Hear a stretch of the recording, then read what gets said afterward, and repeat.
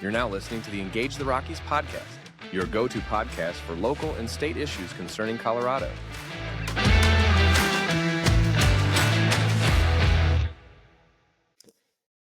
Hello, Colorado. This is your Engage the Rockies week in review for the week of November 4th through the 8th. If you'd like the show notes with links to the stories we're covering today, please visit engagetherockies.com and sign up to our email. Every Monday, we'll send you the list of articles we covered on our Friday episode.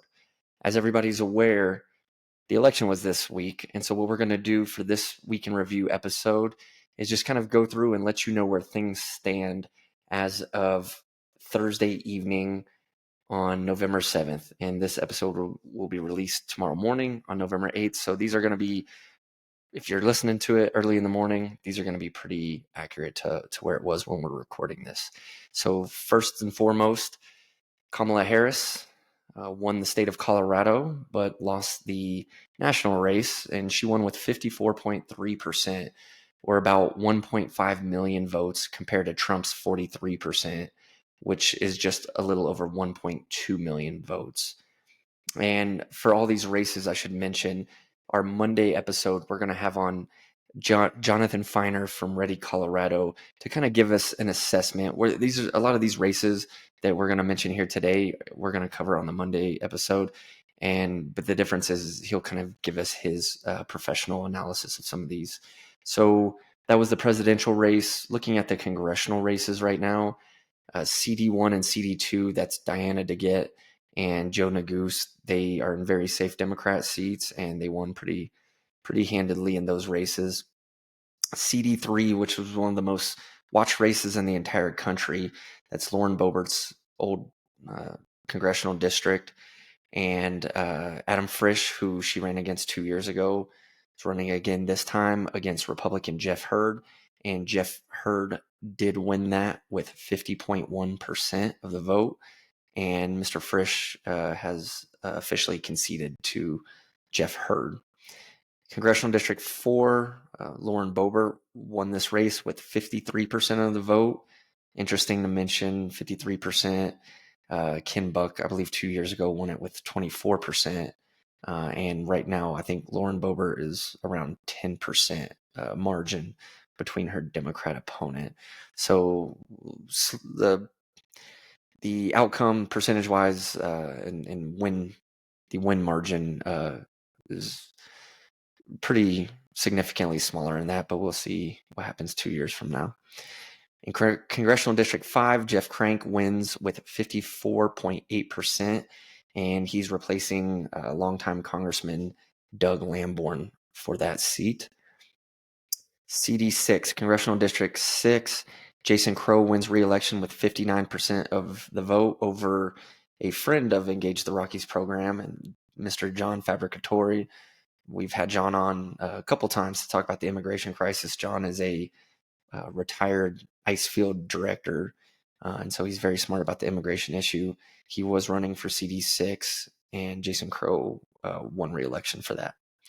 In Congressional District 7, Brittany Pedersen wins re-election with 55.3% of the vote.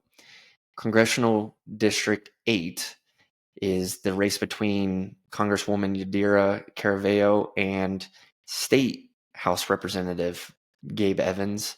The race, as of filming of this on Thursday evening, the race has not been called yet.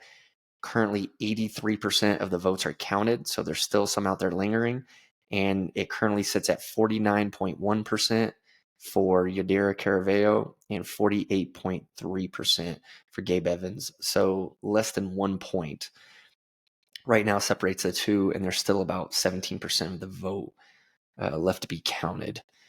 So State Senate, we'll move on to State Senate, Senate District 2.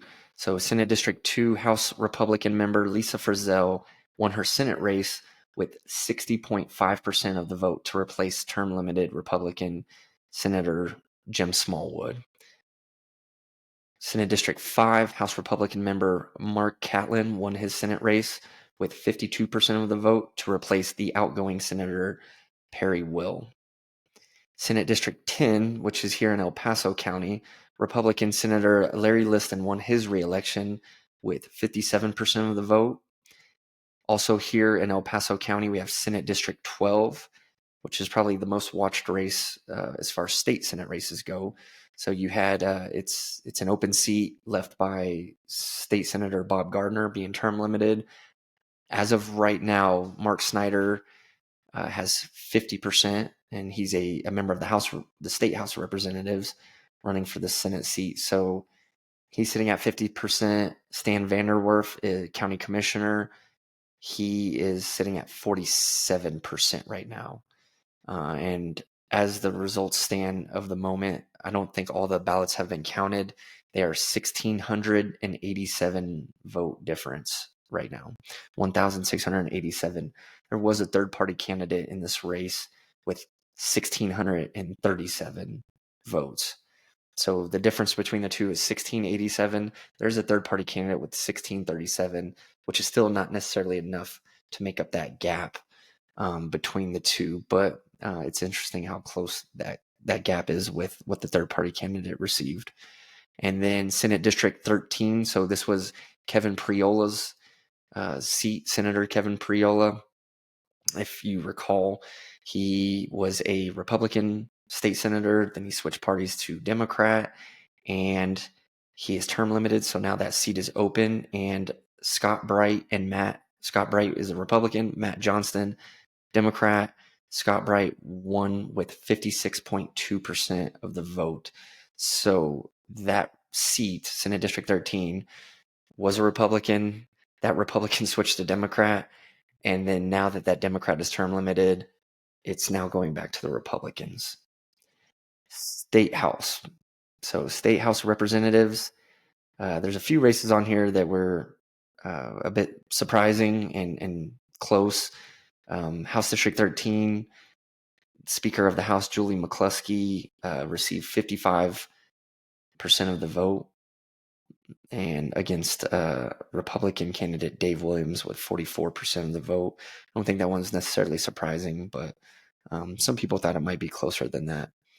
House District 16, that's down here in El Paso County, kind of central downtown area of Colorado Springs.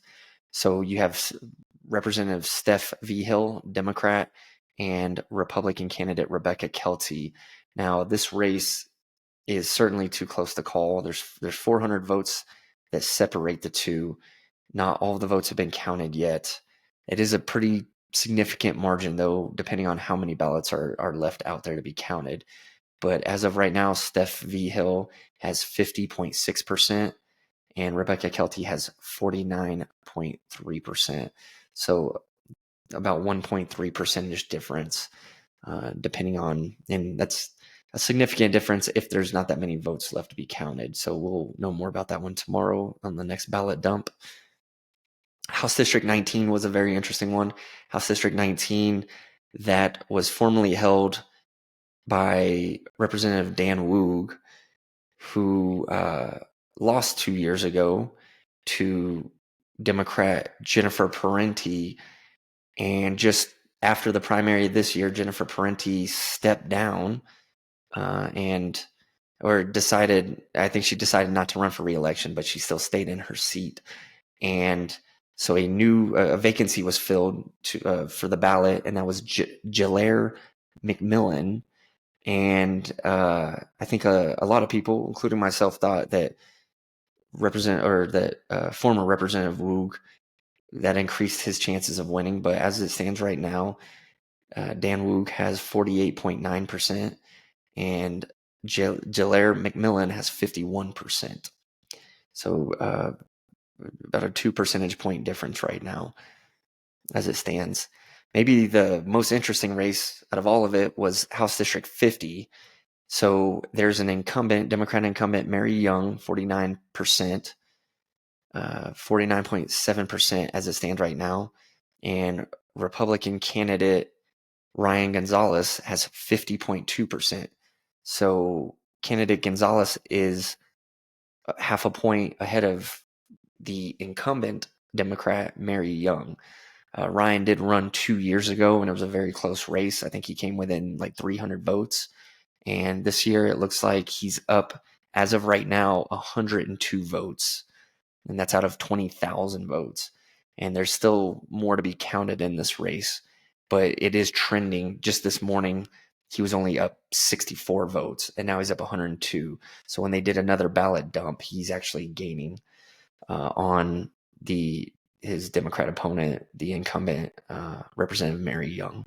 So we'll keep an eye on that one for the next data batch dump, which will likely be Friday morning around like 9:30, probably. Okay, moving on to the last thing, statewide ballot initiatives. Amendment 79, that's the constitutional right to abortion that needed 55% of the vote to pass because it is adding language to the Constitution. It passed with 61.8%. Amendment 80, which we're going to talk about on our Monday episode with Jonathan Feiner. Amendment 80 is the right to school choice in the state constitution that needed 55%. It failed with only 48% of the vote. Proposition KK, that was your 6.5% excise tax on firearms and ammo purchases. That needed a simple majority to pass, and it did pass with 54.3%. Proposition 127, big cat hunting ban, that needed a simple majority, and it failed with only 44% of the vote. And if you guys remember, we had Mr. Dan Gates on a couple weeks ago to talk about Proposition 127. We just mentioned Proposition KK.